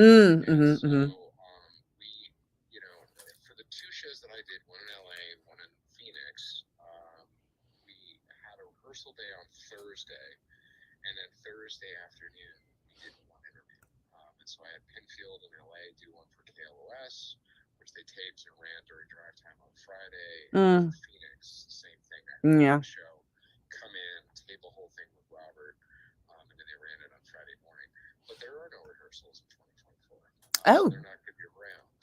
Aha. So my whole plotting and scheming and recommendations are all out. Well, I mean, I had so much faith in you that I, just booked a flight just in case, but that's okay because I can move the flights. Oh, Jesus Christ. Yeah, don't ever listen to me.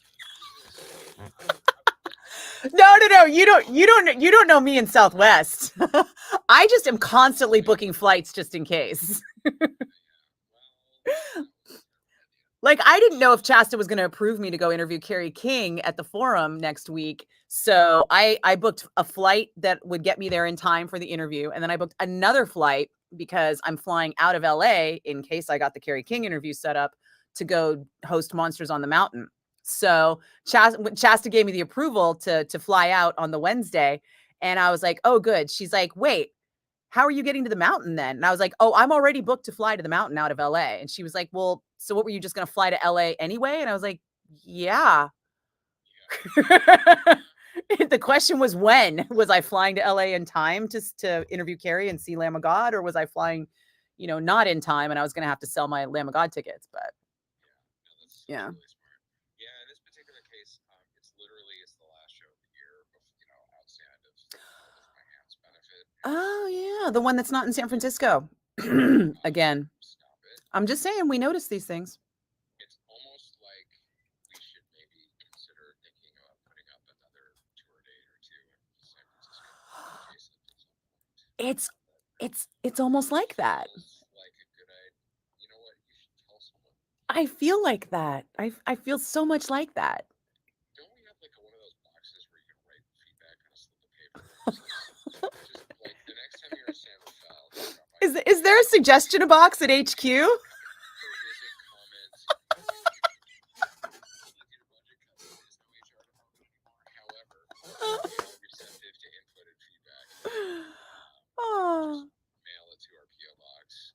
Okay. Vicky will open the mail. Oh, Vicky will laugh at me. Vicky will be like, shut up. Were you at our 40th anniversary shows? Yeah. We had COVID sniffing dogs. What the fuck else do you want? I got COVID. Yeah, so did fucking everybody else. We all have fond memories of that show. Yeah. Except I think everybody got gliding to COVID. But, Except it was 3 years ago. So, I mean, yeah, we're kind of due. I'm just saying. Yeah. For more COVID? I think I have COVID immunity. I went to Comic-Con and everyone around me got COVID. Even my friend that I stayed with got COVID and not me. You realize you saying this, we're fast forward 2 weeks from now to I'm transferring my tickets to you. Another COVID Metallica incident? No. I just got COVID, so. Never. Come on. If I didn't get it on the cruise, and I didn't get it on let's see, I've been on the cruise, I've been to the Mountain Fest, I've been to Comic-Con twice, I've been on the cruise twice. Metallica is the only time I ever got COVID.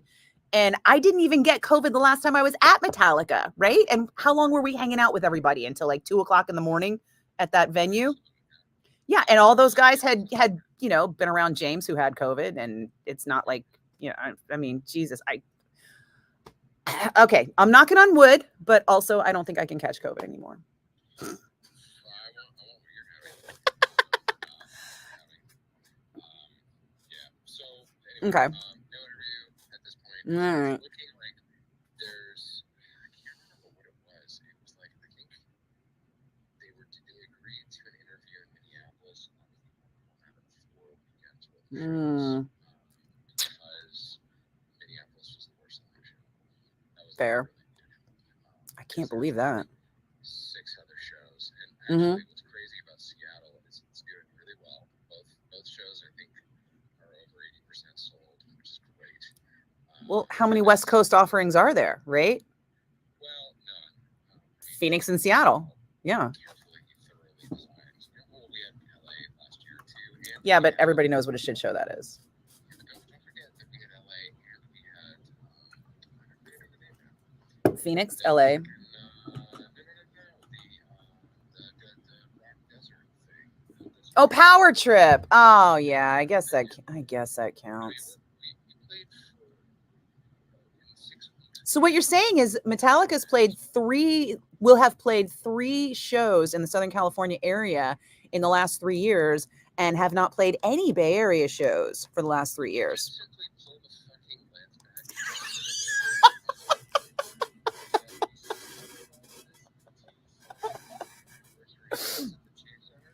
That was 2021. What have you done for me lately?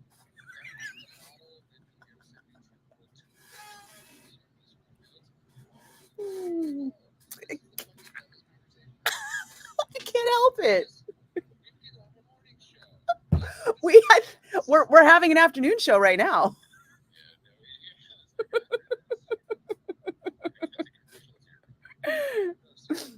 And now a word from our sponsors.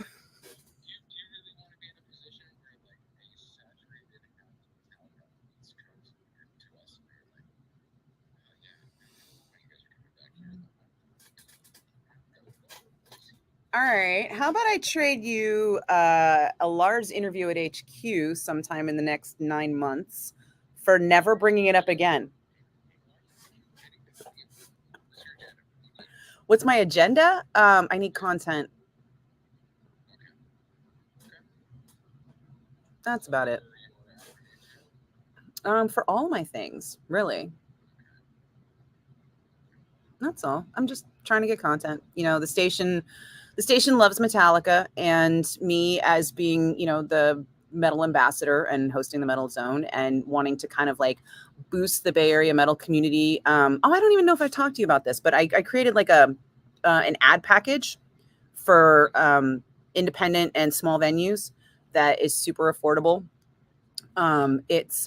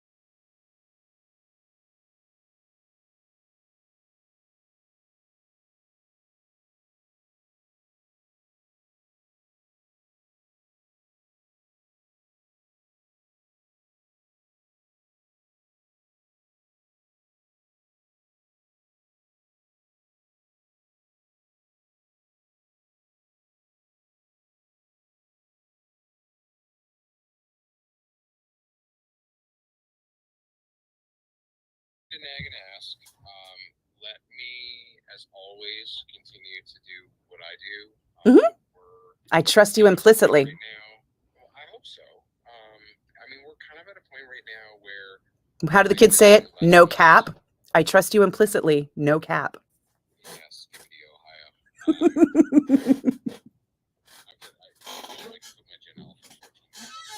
Ohio. What's a Gen Alpha? Gen Alpha is the Skibbity Ohio res generation. I don't even know what a Skibbity Ohio is. Oh, dear God, really? There's a thing? No, I don't. We're going to do this. Bring me your children. Can I drink their blood? Yeah. Well, no. Help me be relevant.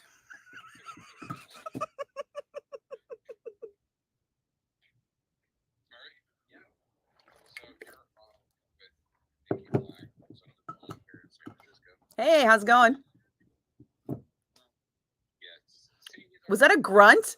Did he grunt in response? Wow.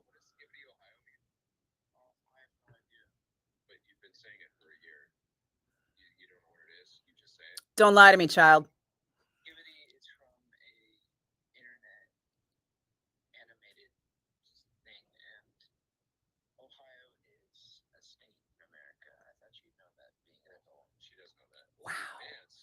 Damn. Will you flick him in the nose for me? Because if I was there, I would be flicking this kid. How old are you? 12, 15? No, he's definitely got like a 14, 15-year-old angst like bleeding through. Yeah, 14. He starts high school next week. Wow, nice. So, and what's Riz? Something you have having a girlfriend that I wouldn't know what that is. Then when you have a girlfriend. So is it Riz? It's charisma? It's people that it's basically just charisma, yeah. Okay. Yeah, so if you got Riz, you got charisma. I think I have heard that, but the Skibbity Ohio business is new to me. I will be honest. I mean, Ohio is not new. I've actually been to Ohio. I was aware of its existence as a state.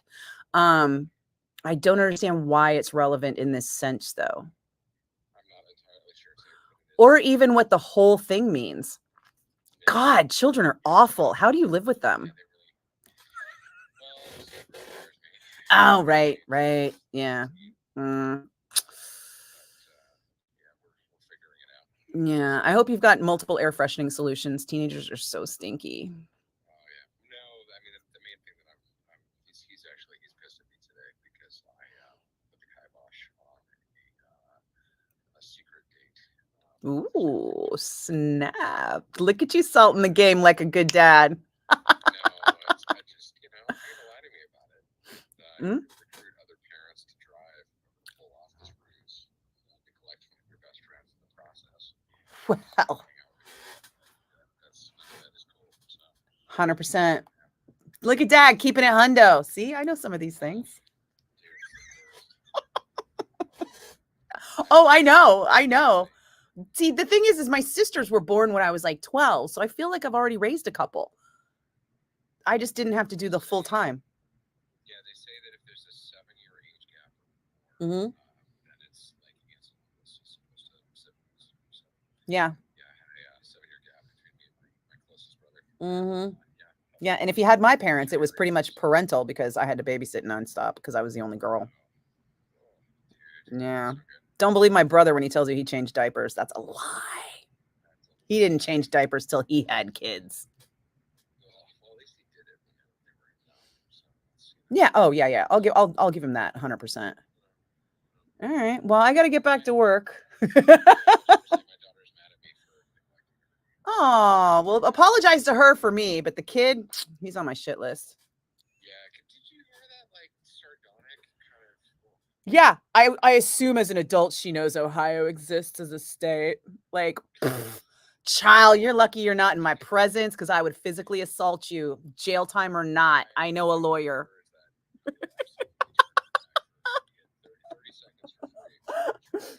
Oh, 30 seconds. I need 3. 1, 2, 3. Yeah. All right. Okay. Let's do some fun stuff in Seattle too.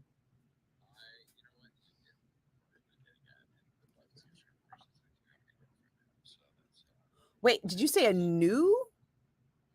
A new? Okay. You met Duran. Oh, I did not get the net on that. And look at you already back in the saddle. Damn, dude. It's not really a thing. It's a little bit of a rebound. That's okay. I'm not mad. So is she coming and you guys are going to be doing datey things so I can't like third wheel that shit like I could with the last girlfriend? Because I'm fun. More like she's third wheeling so that we can hang out and see each other each year. But she's a badass. And actually, as it pertains to work, she spent 15 years in the CIA as an analyst. Ooh, I like her already. She now works on the security team at OpenAI. What?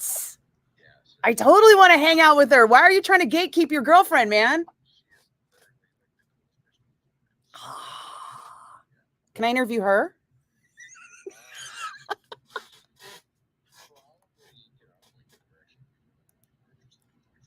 Okay. All right. I'll holler at you. Yeah, she's coming up late Friday, so she'll be on Saturday. She'll be on Saturday. So, and it's, I took her to Sundance for the first time. She had been at the festival for 20 years. And, Really? so it's one of those things where What's it like to know people outside the industry?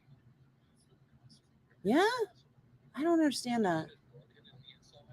Oh, God, really? Oh, they're not going to like me.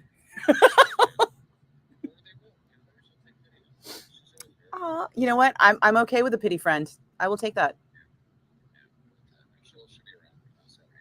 And I think you met Adele, right? I work with in Phoenix.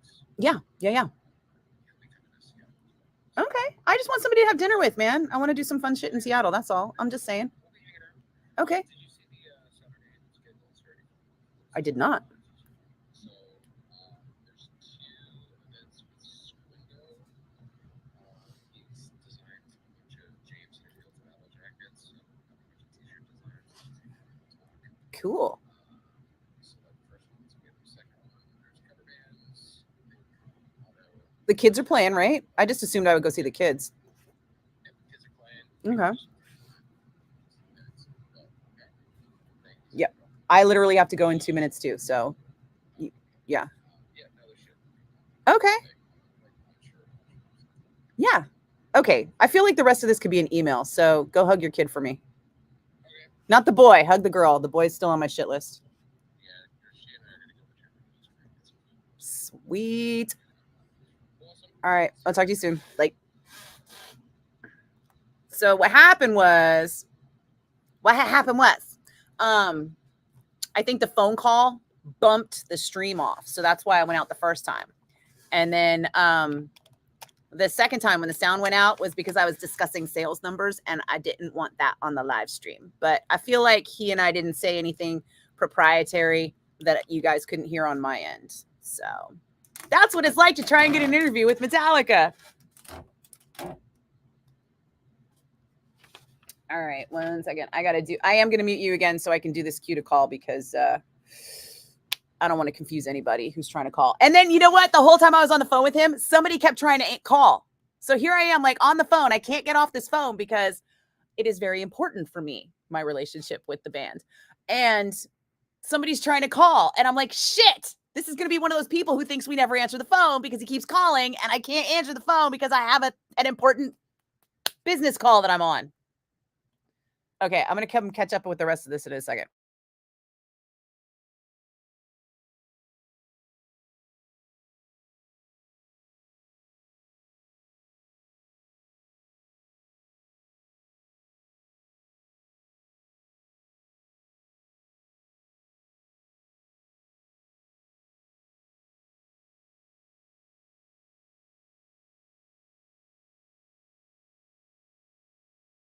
It's like so dark in here. I can't even read this.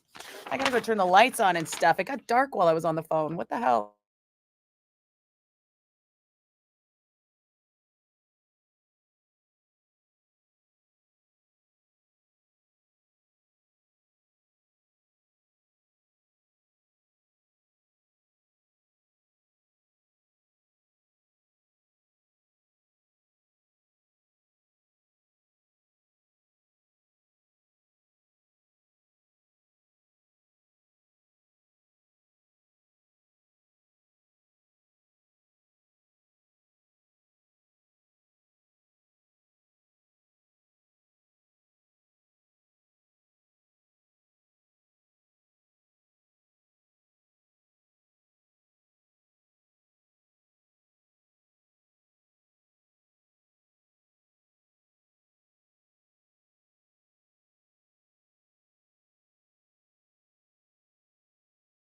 Okay, you're getting caller 10, and then I got to go because I got so much shit going on. I got to finish work.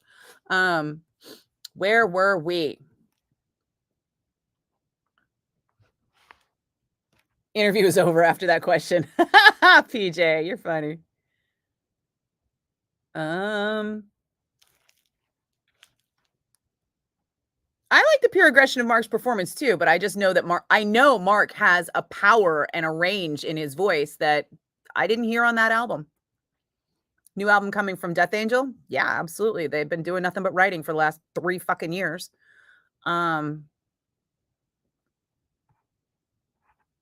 Yeah, sorry about that stream interrupt. I think what happened was the phone knocked it out, and then I answered the phone, and then I realized the phone knocked it out, and then I was trying to figure out how to navigate back into here, but it all worked out. And Red, you don't want me to have to go into a whole long thing, but you would really love to know why I won't play Megadeth, but you don't want me to go into a whole long thing. So I can't really tell you without the whole story. Bottom line, we got beef. Me and Dave. Here's the nutshell. Dave embarrassed a listener on stage when we did a contest with him. The listener came out to win the guitar from Dave, and Dave said, "Hey, who'd you win this guitar from?" On stage at the Gigantor in front of everybody. And he said, 1077 The Bone. And Dave was like, "What? Fuck The Bone. The Bone doesn't play Megadeth." And he said that on stage in front of everybody at San Jose Civic.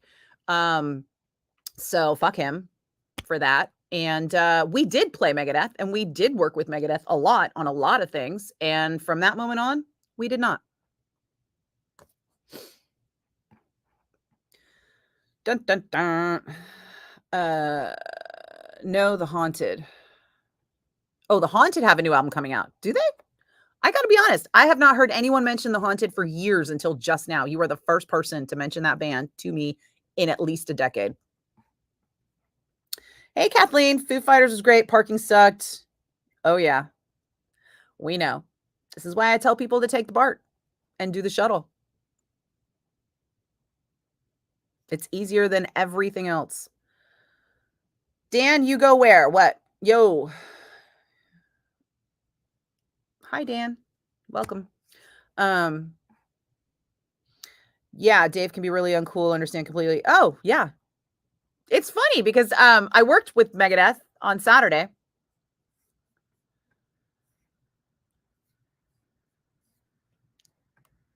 And sorry. I worked with Megadeth on Saturday, and Dave and I were in direct contact, and it's fine because he's so self-absorbed. He has no idea that I have this issue with him. He doesn't even know that the person who works at Live Nation is the same person he knows from 10 years ago, from multiple instances of working with him, of doing radio interviews with him. He just no recognition whatsoever. As far as he knows, I was a new person that worked at Concord Pavilion, and we had nothing to discuss. I said, "Nice to meet you." And he said, "Yeah, nice to meet you too." And our conversations revolved around things that were not music related. So it was fine. Why can't we all just get along? We could. And you know what?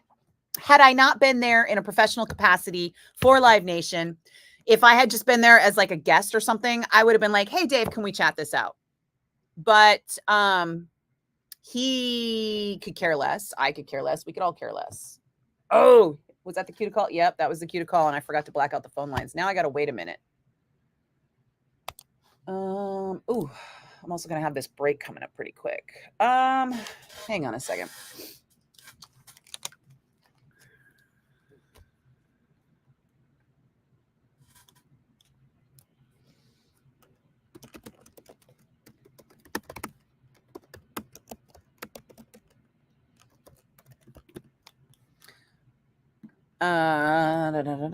No, that's not the button I want. This is the thing I want right here.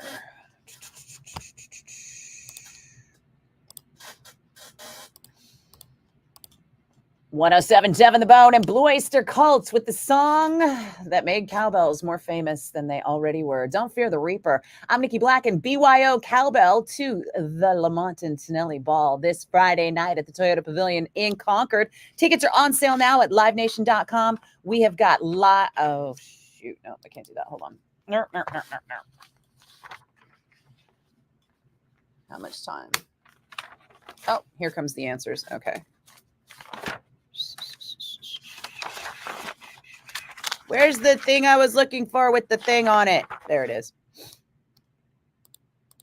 1077 The Bone and Blue Oyster Cult with the song that made cowbells famous. I'm Nikki Blakk and it's BYO Cowbell to the Lamont and Tonelli Ball this Friday night at the Toyota Pavilion in Concord with Stone Temple Pilots live in Our Lady Peace. This Friday, it's going to be amazing. The whole bone fed...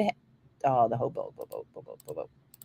1077 The Bone and Blue Oyster Cult with the song that made cowbells famous. Don't Fear the Reaper. I'm Nikki Blakk and we are BYO Cowbell to the Lamont and Tonelli Ball this Friday night at the Toyota Pavilion in Concord with Stone Temple Pilots live in Our Lady Peace. Tickets are on sale now at livenation.com. The whole Bonehead family is turning up and it's sponsored by It's Just Lunch. Connection awaits with guaranteed dates. Visit itsjustlunchsanfrancisco.com or call 415-989-9818.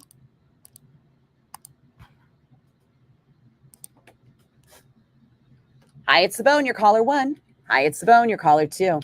Hi, it's the Bone, your caller 3. Hi, it's the Bone, your caller 4. Hi, it's the Bone, your caller 5. Hi, it's the Bone, your caller 6. Hi, it's the Bone, your caller 7. Hi, it's the Bone, your caller 8. Hi, it's the Bone, your caller 9. Sorry, dude.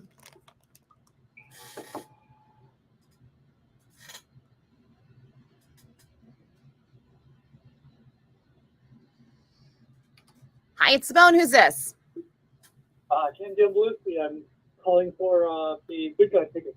Hey, Ken. Have you won anything from the Bone in the last 30 days? No. All right. How do you spell your last name?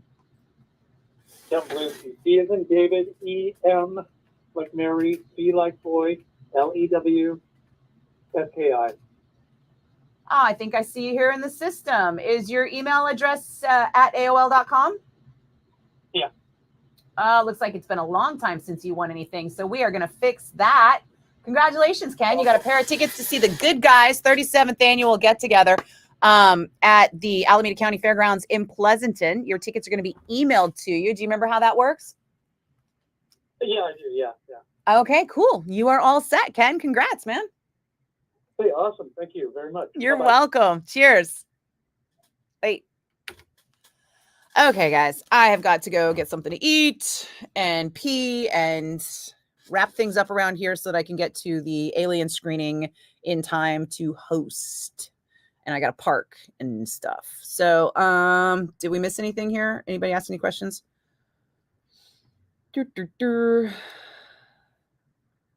Been 7 years since the last, and honestly, since one of the brothers left, it's not been as good. Oh, well, that explains why nobody cares about them. I mean, I haven't heard anything about them, I should say.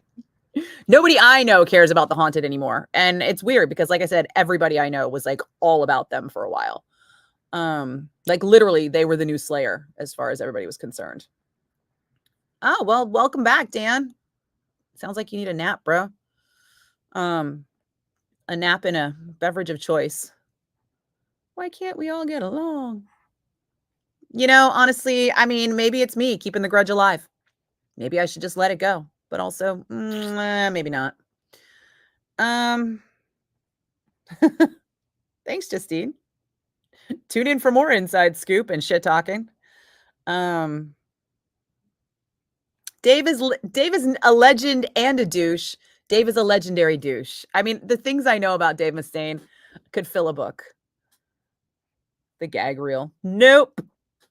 I am never going to be participating in anything called a gag reel. If you think about that for 10 seconds, you'll realize not a good look for a woman. You thought you were going to say his email over the stream. No, I was clever. Yeah, thanks, PJ. You got your caller 9. Thanks for reminding me. Would have taken a second. Fruit punch sounds good. Oh, well, enjoy fruit punch. I also like sugar, but not in my beverages. Weird, right? I appreciate sugar when it comes in like a confection. What up, DMG? You're coming in just at the end, bruh. Not a good look for anyone if you're taking it like that. Well, it's true. You know, they should not call them gag reels. It's stevia. I mean, don't get me wrong. Some things I can just taste the difference. Whoa. Speaking of gag reels, on that note, I am going to go because I have clearly had more coffee than I have had water and all of those things. I'll see you guys tomorrow-ish if you're around.